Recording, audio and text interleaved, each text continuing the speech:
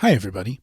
Many people in the fandom of A Song of Ice and Fire see a kindred spirit in George R.R. Martin, as, like so many of us, he's a self-professed fanboy. Today, we're looking at a small homage George pays to a big influence and how it gives us yet another lens through which we can see A Song of Ice and Fire.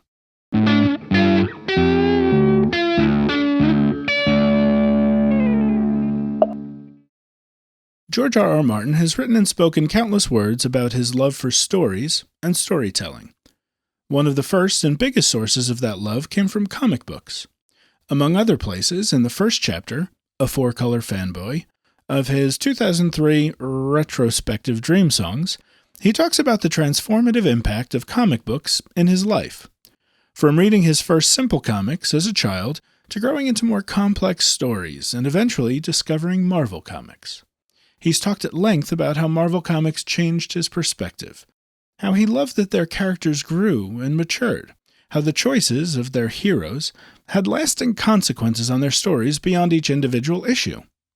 His first published work was a now infamous letter to Stan Lee, the comic book writer and superhero creator integral to Marvel, and to use George's own words, by gumbo, he was excited. While the full influence of Stan Lee and George's work is for a longer video, if not a doctoral thesis, I'm going to focus on one very small detail I think he does to honor Stan Lee: alliterative names.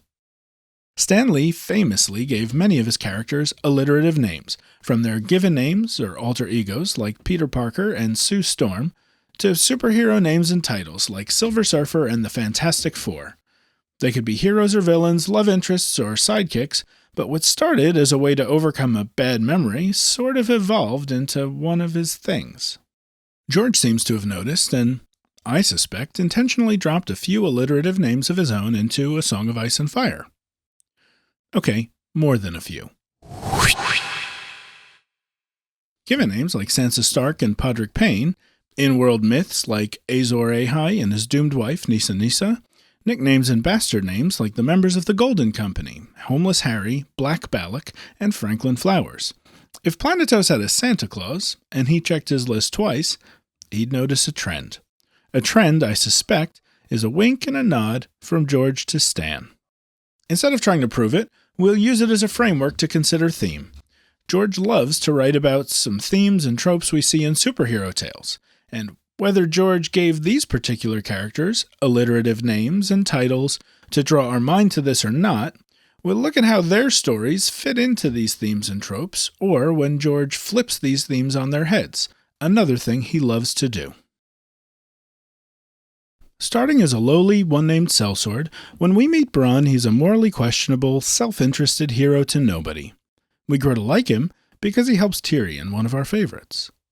While not having superpowers, the knights are the traditional heroes of this fantasy world, and in a key moment in Bronn's arc, as a reward for heroic deeds, he's knighted. When he takes his new title, he is symbolically transformed from that lowly one-named sellsword to Sir Bronn of the Blackwater. The moment is transformative, but does this elevation in status actually raise him to a hero or villain? Well, that depends on what side of the Blackwater rush you were on. It's hard to imagine Davos thinking of him as a hero. Does this promotion make him less morally questionable? Should the kids of Fleabottom suddenly admire him? I doubt Tyrion would even think that. Is his sigil choice of a burning green chain so different from the hated Janos Slynt's choice of a bloody spear? Bronn walks one of George's classic blurry lines between a hero and a villain, where reward and stature don't always align with deeds and morals. With this stature comes power, and whether this was a defining moment in the backstory of a hero or villain will largely depend on if he chooses to use this great power with great responsibility. Walking that same blurry line, in the East they believe that the legendary hero Azor Ahai ended the Long Night, but to do so he killed his wife Nissa Nissa, so her life force might raise his sword Lightbringer into an equally legendary and magical fantasy sword. A savior to some, yet many in-world, and in the fandom, believe that Azor Ahai's legacy has been cleaned through the filter of time, Some even think Azor Ahai was really the Bloodstone Emperor who betrayed his sister, the rightful Amethyst Empress, and that this actually caused the First Long Night. Is this story the rising of a hero, making a great sacrifice to save the world, or a villain whose lust for power jeopardized all on Planetos? Again, George wants us to question the simple, straightforward answer of the hero's tale and look for deeper and more complex meaning. The Red Priests of R'hllor seem willing to sacrifice nearly anything to fulfill the prophecy of Azor Ahai Reborn, but if it does happen, will this even save or risk lives? And at what cost? First Tyrion's squire, then Brienne's, Podrick Payne is a shy, mild-mannered boy of 11 or 12. In everyday life, he's so nervous he barely speaks when asked questions. He stares at people's feet, and when he does answer, he's so quiet as to barely be heard. But put him on a battlefield, and, like a superpower, he's transformed into a brave and proficient warrior. He saves Tyrion's life during the Battle of the Blackwater. When he sees Mandon Moore about to kill Tyrion, he shoulders Moore off the bridge, killing the Knight of the Kingsguard. In A Feast for Crows, as Shagwell and Timian have Brienne surrounded, Pod climbs a crumbling wall and hits Shagwell with a rock, buying Brienne her opening to kill the former brave companions. In a place called The Whispers, the boy who can rarely be heard shouts, "I told you I could fight!" A little bit like Peter Parker, Podrick Payne is a quiet kid in the midst of discovering this secret power. But a bit like Bruce Banner, he's finding out this power isn't always in his control. Or at least it's not something that will help him in everyday life. That's still something he just has to work on. Our last alliterative name is one of our points of view and a pretty main character of the story. Like Podrick, in many ways Sansa has a hidden superpower. George has said that all of the Stark children have the ability to warg or skin change, but the early death of Lady seems to have delayed the awakening of this secret power. So unlike Pod, who's discovering his powers, but still has to work on everyday life skills, we see Sansa develop her everyday life skills and abilities, unaware of underlying powers. Young Sansa was born and raised with all the skills to be a noble lady.